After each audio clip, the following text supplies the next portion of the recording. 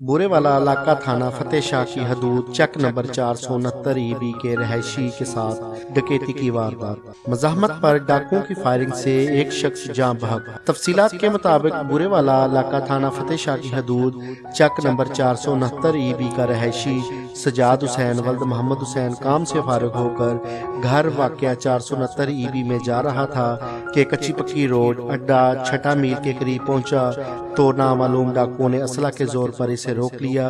مزاحمت پر ڈاکوؤں کی فائرنگ سے نوجوان سجاد حسین جاں بحق ہو گیا۔ جاں بحق ہونے والے کی نعش پوسٹ مارٹم کے لیے تحصیل ہیڈ کوارٹر اسپتال بورے والا منتقل کر دی گئی ہے۔ ورثہ غم سے نڈھال ہو گئے۔ بعد ازاں لوحقین اور اہل علاقہ نے جاں بحق ہونے والے شخص کی نعش کچی پکی روڈ پر رکھ کر ٹائروں کو آگ لگائی اور احتجاجی مظاہرہ کرتے ہوئے روڈ کو مکمل طور پر بند کر دیا۔ روڈ بند ہونے سے گاڑیوں کی لمبی قطاریں لگ گئیں، جس سے گزرنے والے مسافروں کو شدید مشکلات کا سامنا کرنا پڑا۔ شہر اور مضافات میں بڑھتی ہوئی چوری اور ڈکیتی کی وارداتوں سے شہریوں میں خوف و ہراس پایا جاتا ہے۔ صحافی محسن مغل، مغل نیوز، بورے والا۔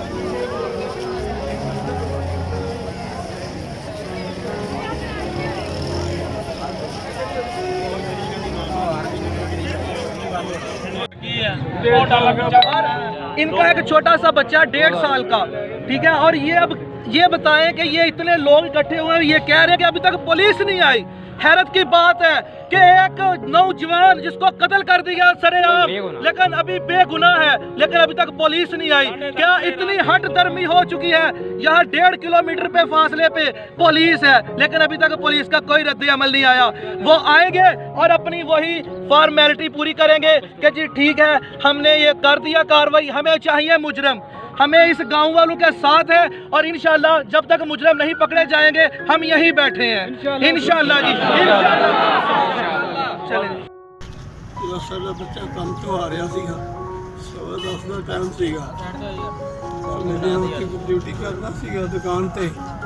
ਇਹਨਾਂ ਨੇ ਜਨਾਬ ਇਸ ਵੇਲੇ ਇੱਥੇ ਪਹੁੰਚਿਆ 6 ਵਜੇ ਫੋਨ ਕੀਤਾ, ਕਹਿੰਦਾ 6 ਮੀਲ ਤੇ ਪਹੁੰਚਿਆ।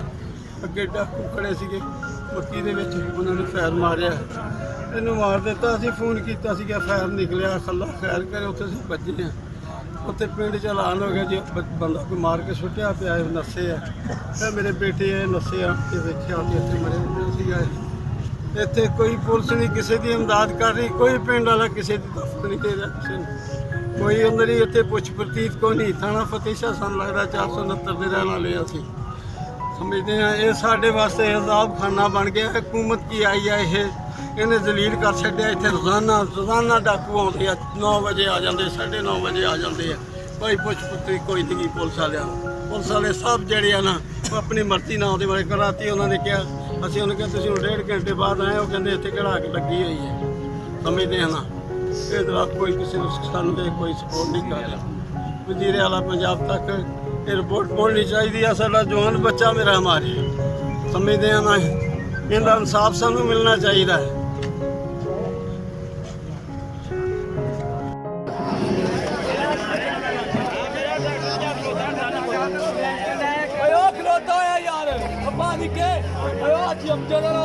ਟਰਾਲੀ ਵੀ ਮਾਰ ਉਹ ਵੇਖੋ ਜਮਜਦਾ ਯਾਰ